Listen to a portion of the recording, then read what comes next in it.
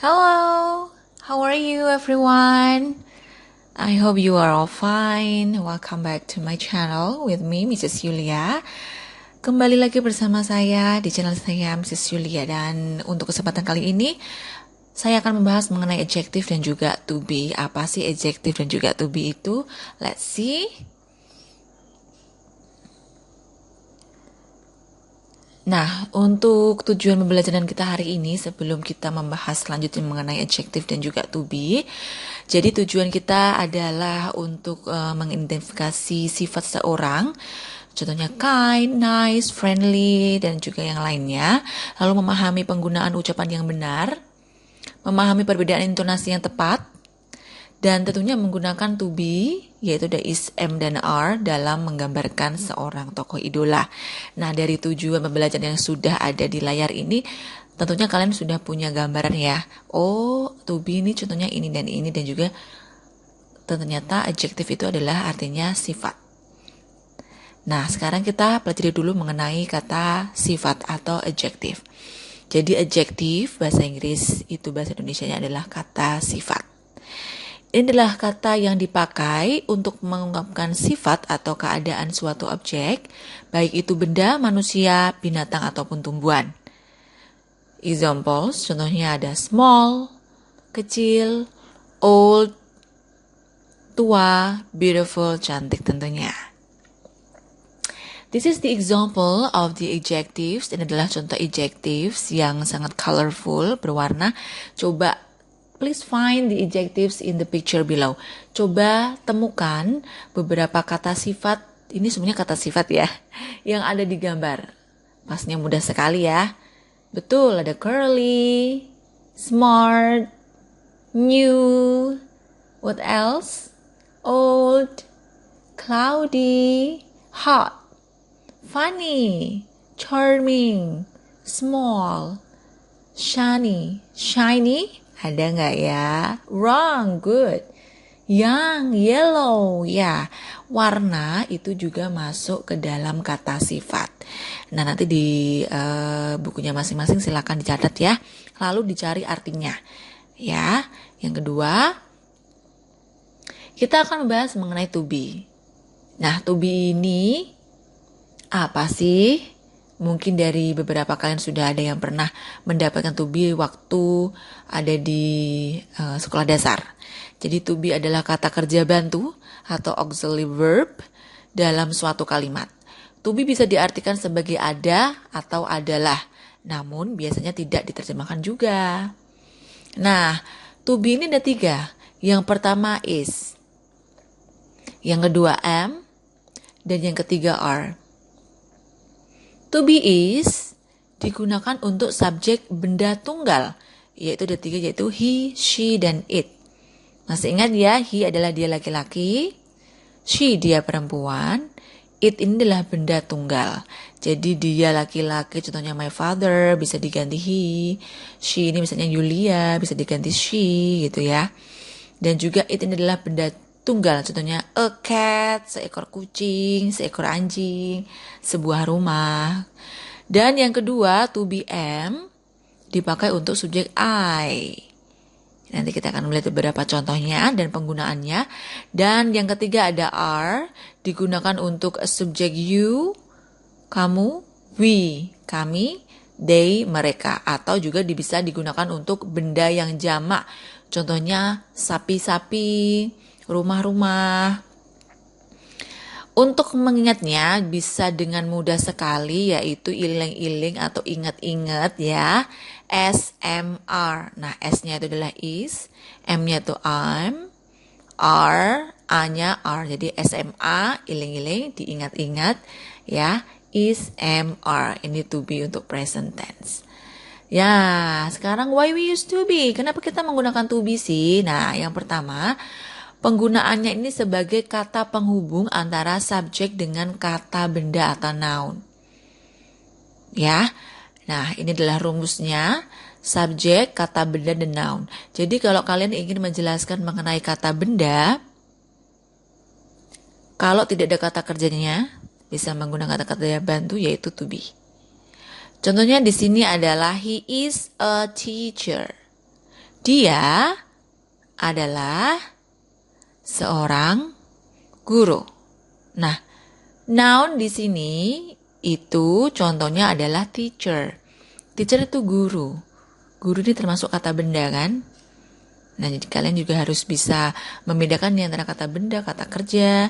Sebelumnya sudah saya terangkan ya. Nah, karena dia ini subjeknya menggunakan he, otomatis subjeknya menggunakan is.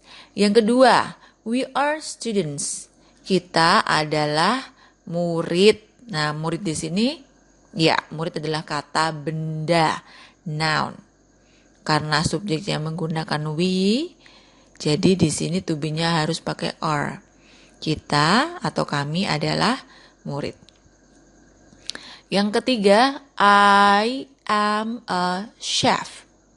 Saya adalah seorang chef. Penggunaan I, subjeknya I, dia to be-nya menggunakan am. Seperti itu ya. Nah, ini hanya untuk pengetahuan yang umum saja. Nanti kita akan langsung fokus ke adjective. Yang kedua, to be itu digunakan sebagai kata penghubung antara subjek dengan kata keterangan yang biasanya digunakan berupa keterangan tempat atau waktu. Digunakan untuk keterangan tempat atau waktu. Nah, ini adalah rumusnya. Jadi kalau tidak ada kata kerja, contohnya saya membeli makanan. Nah, nggak ada kata membeli, tidak ada kata menjual, nggak ada kata kerjanya, bisa menggunakan kata kerja bantu yaitu to be. Contohnya langsung aja biar nggak pusing. The cat is on the sofa. Kamu mau bilang kucingnya ada di atas sofa. Kata kerjanya yang mana? Ada di atas sofa. Nah, ada di, nah itu dia bisa menggunakan kata kerja bantu yaitu to be. Ya kan? Jadi kalau mau menerangkan keterangan tempat, on the sofa kan tempat tuh di sofa. Menerangkan waktu in the morning. Jakarta kata tempat juga bisa menggunakan to be. The cat is on the sofa. Kucing itu ada di sofa, di atas sofa. It is in the morning. Oh, ini dia pagi hari. Ini di pagi hari. Nggak ada kata kerjanya kan? That's why kita menggunakan to be. Lalu ada lagi, I am in Jakarta. Saya ada di Jakarta. Nah, saya ada di Jakarta itu langsung saja menggunakan to be. I am in Jakarta. I am in Rembang. I am in Lasem. She is in Lasem. Next, why we used to be, penggunaan ini sebagai kata penghubung, kata kerja yang menyatakan sedang melakukan sesuatu. Ini saya berikan contohnya hanya 2 karena ini hanya sebagai pengetahuan. Saya tidak fokus di sini nanti karena akan ada pembahasan yang lain untuk yang materi ini ya. Jadi kalau to be ini juga bisa digunakan untuk menyatakan kata kerja atau aktivitas yang sedang dilakukan. Jadi rumusnya adalah subject, to be, verb, ini kata kerja. Kata kerjanya ditambahi ing. Contohnya, I am making a cake. Saya sedang membuat kue. Kan sedang dilakukan. That's why kamu butuh to be. Lalu ada he is buying some vegetables. Dia sedang membeli beberapa buah-buahan. Nah, hanya ada kata sedangnya di sini. Berarti sedang ya. Sedang dilakukan. Next. Nah, yang terakhir ini adalah fokus kita. Why we used to be, karena penggunanya sebagai kata penghubung antara subjek dengan kata sifat. Nah, atau adjective. Ya, tadi adjective adalah kata sifat. Jadi kita kalau mau mengungkapkan kata sifat, kita harus menggunakan to be, jangan lupa. Apapun subjeknya ya. Jangan lupa kita harus menggunakan to be saat menjelaskan atau menerangkan kata sifat. Example, she is smart. Dia pintar. Oke, dia pintar. Kita tidak bisa menggunakan she smart. Kita membutuhkan to be di sini karena rumusnya adalah subjek dan juga kata kerja lalu ada objek ya.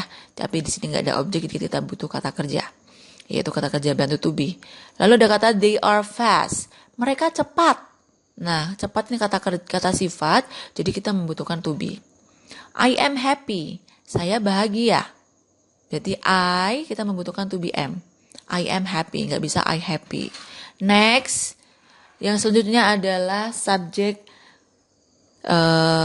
contoh dari kata sifat yang tadi sudah saya sebutkan di depan. Nah, silahkan ini dilihat contohnya. Dari kata curly di sini ada kata curly artinya keriting. Ada dicari ya artinya ya. Saya berikan contoh, her hair is curly.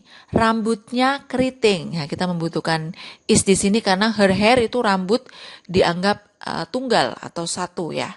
Kalau benda tunggal itu menggunakan is. She is obedient. Dia obedient apa? Iya, obedient adalah patuh. Dia itu orangnya patuh, dia itu patuh. Jadi she menggunakan is. The watermelon is so juicy. Juicy itu sangat seger, banyak airnya gitu ya. Nah, the watermelon itu semangka. Semangkanya sangat juicy, sangat enak, seger, ada banyak air. Nah, watermelonnya ini satu, jadi menggunakan is. They are small. They itu mereka. Nah, they ini menggunakan to be are. Mereka itu kecil. Mereka kecil. I am old, saya tua. Nah, jadi di sini ada am karena subjeknya I. Seperti itu ya. Sudah paham dong? Pokoknya rumusnya adalah ketika kita ingin menyatakan kata sifat, jangan lupa menggunakan to be. This is the example for the text. Adalah contoh dari teks. Silakan kalian mencari di sini to be yang dipakai dalam teks mengenai Justin Bieber. Nah, ini adalah idola, beberapa idola dari kalian ya. Ya, sudah ketemu? Ini dia. Nah, ya, to be yang pertama adalah is, karena Justin Bieber ini satu, he, ya, dia laki-laki, jadi menggunakan to be is, good. Ada lagi yang kedua, ada kata I, berarti dia menggunakan to be am. Di sini ada kata sad, ya kan? Saya tuh kan sedih, ada kata sifat di sini. Jadi kalau mau bilang sedih, mau bilang kata sifat, kita harus menggunakan to be. Kata kerja bantunya ada am. Nah, ini Justin handsome, dia ganteng. Berarti kalau mau bilang ganteng, dia harus butuh to be juga. Justin is a handsome. Bukan Justin is, ini harusnya Justin is a handsome man. Ya, ini kurang man di sini ya. Pinter banget, terima kasih udah dikoreksi. Nah, betul. Lanjutnya, ada kata is di sini karena di sini ada kata in the music world.